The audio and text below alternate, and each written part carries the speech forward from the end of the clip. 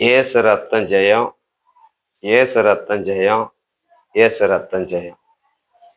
ஆண்டவரே, அன்பு தாயை உம்முடைய கரத்துல ஒப்பு கொடுத்து ஜெபிக்கிறேன். அல்லேலூயா ஸ்தோத்திரம், அல்லேலூயா ஸ்தோத்திரம், அல்லேலூயா ஸ்தோத்திரம், அல்லேலூயா ஸ்தோத்திரம், அல்லேலூயா. ஆண்டவரே, ஒருவரும் கெட்டு போவது எனக்கு சித்தமில்லை என்று எம்பெருமான் இயேசு கிறிஸ்து நீங்க சொல்லியிருக்கிறீங்க. இந்த அம்மாவை இயேசு கிறிஸ்து தாமே விடுதலையாக்கி நானே கர்த்தர் என்பதை இந்த குடும்பம் கண்டு கொள்ள, குறிப்பா இவங்க கணவர் கண்டு கொள்ள தேவன் உதவி செய்யும்படியா ஜெபிக்கிறேன். ஆண்டவரே, மத்தேயு எழுதின சுவிசேஷ புஸ்தகம் 9ஆம் அத்தியாயத்துல இப்படியா வாசிக்கிறோம். ஸ்தோத்திர ஆண்டவரே, ஒரு வியாதிஸ்தர்கள் மீது மனதுருகி ஆண்டவரே சுகம் தந்தார் என்று வசனம் சொல்லுகிறது.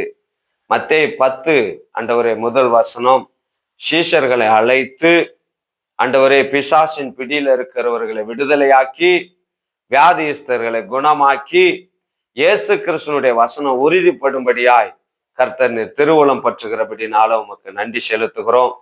ஒரு விதமான பயத்தினால, அசுத்தாவியின் கட்டுனால, ஆண்டவரே தடைகளின் மத்தியில ஆண்டவரே தன் வாழ்க்கையை எதிர்நீச்சல் போட்டு கொண்டிருக்கிற அன்பு தாய்க்கு ஆண்டவராகிய இயேசு கிறிஸ்து மனமிறங்கி ஆண்டவரே ஸ்தோத்திரம். ஏசாயா 41:10 சொல்லுகிறது, பயப்படாதே, நான் உனக்கு துணை நிற்கிறேன் என்று இயேசு கிறிஸ்து சொல்லுகிற கிருபைகளுக்காய் நன்றி செலுத்துகிறோம். தடைகளை விலகி போடுங்க அப்பா, தடைகளை விலகி போடுங்க அப்பா.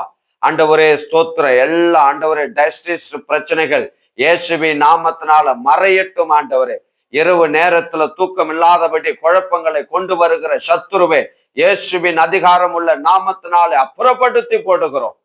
ஆண்டவரே ஸ்தோத்திரம். இந்த அம்மாக்குள்ள ஒரு சமாதானத்தை இயேசு கிறிஸ்து கட்டளையிடுவீராக.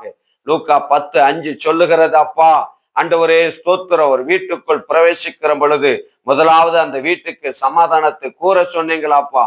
ஆண்டவரே, இவங்களுக்குள்ள இருக்கிறதான சமாதான சீர்கேட்டை இயேசுவின் நாமத்தினால கடிந்து அப்புறப்படுத்தி சமாதானத்தை கட்டளையிடும்படி ஆட்சேபிக்கிறேன். ஆண்டவரே, இவர்களுக்காகவும் நீர் சிலுவையில் அறையப்பட்டு ரத்தம் சிந்தி மரித்து உயிர் தெரிந்தீங்களாப்பா. தடைகளை விலகி போடுங்க, ரட்சித்து கொள்ளுங்க. ஆண்டவரே, கட்டப்பட்ட இருக்கிற நிலையில இருக்கிற இந்த தாயை இயேசு கிறிஸ்து தாமே கட்டவிழ்த்து ஆண்டவரை விடுவித்து ரட்சித்து ஆசீர்வதிக்கும்படியா ஜெபிக்கிறோம். தொடர்ந்து சபையார் ஜெபித்து இயேசு கிறிஸ்து ஜீவிக்கிறார் என்பதை கண்டு கொள்ள கர்த்தர் அற்புதம் செய்யுங்க. இயேசு ரத்தத்தை பூசி ஆசீர்வதிக்கிறோம்.